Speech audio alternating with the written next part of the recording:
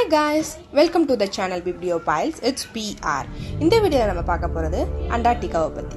ஆச்சரியமூட்டும் Antarctica 1800களில் கண்டுபிடிக்கப்பட்ட உலகத்திலேயே மிகப்பெரிய பனிகண்டம், அப்புறம் இருண்ட கண்டம்னு சொல்லப்படுற இந்த அண்டார்டிகா தான் பூமியிலே ரொம்ப ரொம்ப குளிரான பகுதி. மனித உயிர்கள் வாழ எந்த ஒரு சூழ்நிலையும் இல்லாத இந்த பிரதேசத்தில் ஆச்சரியங்களும் மர்மங்களும் நிறையா இருக்கு.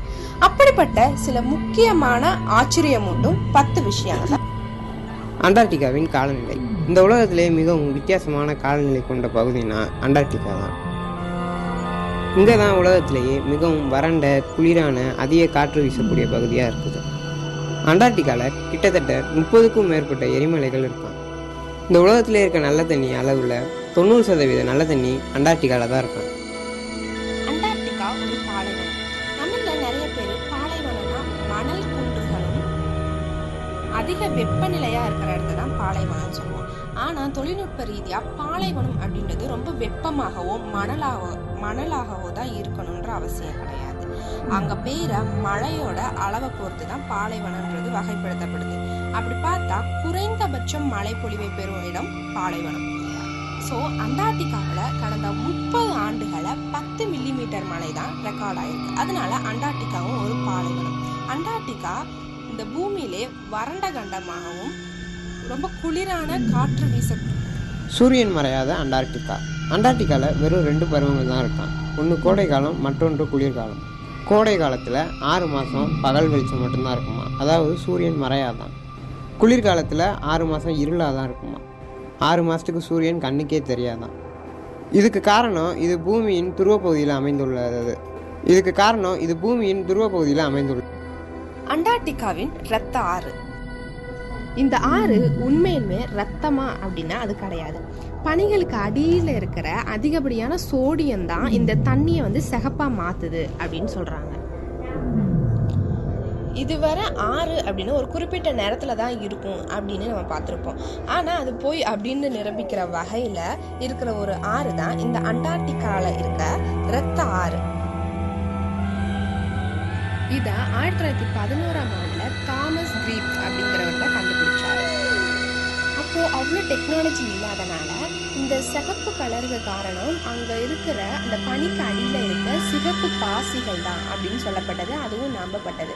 அதுக்கப்புறம் அதோட முக்கியமான காரணம் என்னன்னு ஆய்வு செஞ்சாங்க.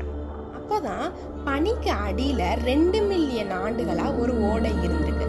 அந்த ஓடையில பாத்தீங்கன்னா கிட்டத்தட்ட 17 வகையான நுண்ணுயிர்கள் இருந்திருக்குன்னு சொல்றாங்க. இது எல்லாமே ஆக்சிஜன் இல்லாமே வாழக்கூடியது. இந்த நுண்ணுயிர்கள்ல இருந்து சல்ஃபரும் இரும்பும் வெளியில வந்திருக்கு. அண்டார்டிகாவின் விமான நிலையம். அண்டார்டிகாவில் மொத்தமாக 2 நகரங்கள் தான் இருக்கு. ஆனால் கிட்டத்தட்ட அண்டார்டிகாவின் முதல் குழந்தை. இவரோட பேரு எமிலோ மார்கஸ் பால்மா. 1978ஆம் ஆண்டு அர்ஜென்டினாவை சேர்ந்த கர்ப்பிணி பெண் அண்டார்டிகாவை ஆய்வு செய்ய வரும்போது இவர் பிறந்தாருன்னு சொல்றாங்க. அதனால இவர் கின்னஸ் சாதனை இவரோட பேரும். அண்டார்டிகா அடியில் அட்லாண்டிக் நகரம். பெரும்பாலான மக்கள் அண்டார்டிகா அடியில் தான் கடல் நகரமான அட்லாண்டிக் இருக்குது அப்படின்னு நம்புகிறாங்க. இதற்கு காரணம் அண்டார்டிகா அடியில் வித்தியாசமான எலும்புக்கூடுகள் மற்றும் பொருட்கள் ஆய்வாளர்களாக கண்டுபிடிக்கப்பட்டது. அண்டார்டிகாவில் வாழ்ந்த டைனோசர்கள் 1980களில் நடத்தின ஆராய்ச்சி மூலமாக டைனோசர்களோட படிமங்கள் கண்டுபிடிக்கப்பட்டது. இது கிட்டத்தட்ட 71 லட்சம் ஆண்டுகளுக்கு முன்பு வாழ்ந்த படிமங்களா இருந்திருக்கு. பண்டைய காலத்தில் வாழ்ந்த மிகப்பெரிய பறவைகள், கடலில் வாழ்ந்த டைனோசர்கள், மோனோசாரஸ், பிளாசியோசாரஸ், இந்த மாதிரி இனங்களோட படிமங்களையும் கண்டுபிடிச்சாங்க. இந்த கண்டத்துல மட்டும் கிட்டத்தட்ட 200 லட்சம் ஆண்டுகளுக்கு முன்பு டைனோசர்கள் வாழ்ந்திருக்க வாய்ப்பு இருக்குன்னு சொல்லுவாங்க. பூமி தோன்றிய காலத்துல இருக்க அண்டார்டிகாவுக்கும் இப்ப இருக்கிற அண்டார்டிகாவுக்கும் நிறைய வித்தியாசம் இருக்கு. அப்போ அண்டார்டிகா பசுமையா இருந்ததா சொல்லப்படுறாங்க. அதுக்கப்புறம் கண்டம் தட்டு நகர்வு காரணமா அண்டார்டிகா தென்துருவம் நோக்கி. அண்டார்டிகாவில் உள்ள பனியின் சராசரி தடிமன் சுமார் 1 மைலாம், அதாவது 1.6.